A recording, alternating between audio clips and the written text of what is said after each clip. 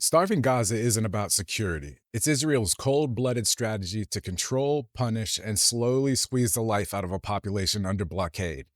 You ever notice how every time someone says Israel's just restricting aid for security reasons, it's the same bullshit script they've been using since forever? Yeah, let's stop pretending this is about security. It's about control, straight up controlled deprivation.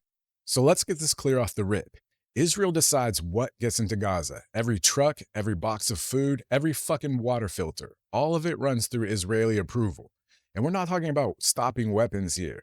They've blocked things like bandages, baby formula, even crayons. They call it inspection. I call it collective punishment with a bureaucratic face. Here's the ugly logic.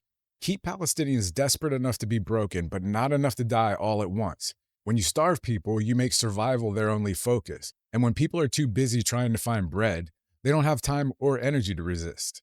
Then Israel gets to sit back and pretend like they're waiting for Gaza to rise up against Hamas. But you can't fight anyone on an empty stomach. That's not policy, that's manipulation through hunger. Look at the data. UN agencies keep saying Israel's letting in less than a fraction of the aid Gaza needs. Before October 7th, about 500 trucks entered daily.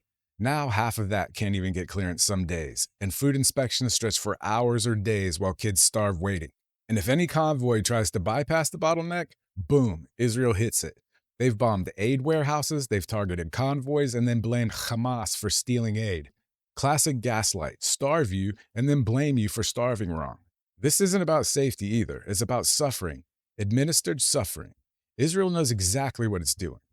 This is the same strategy they've bragged about for years, keeping Gaza on a diet. Their own words from their defense ministry documents. These fucks literally calculated per person calorie intake to make sure Palestinians stay just above malnutrition. That's not defense, that's sadism with spreadsheets. So, yeah, when you hear security concerns, remember it's just PR for punishment. It's not war, it's slow motion extermination.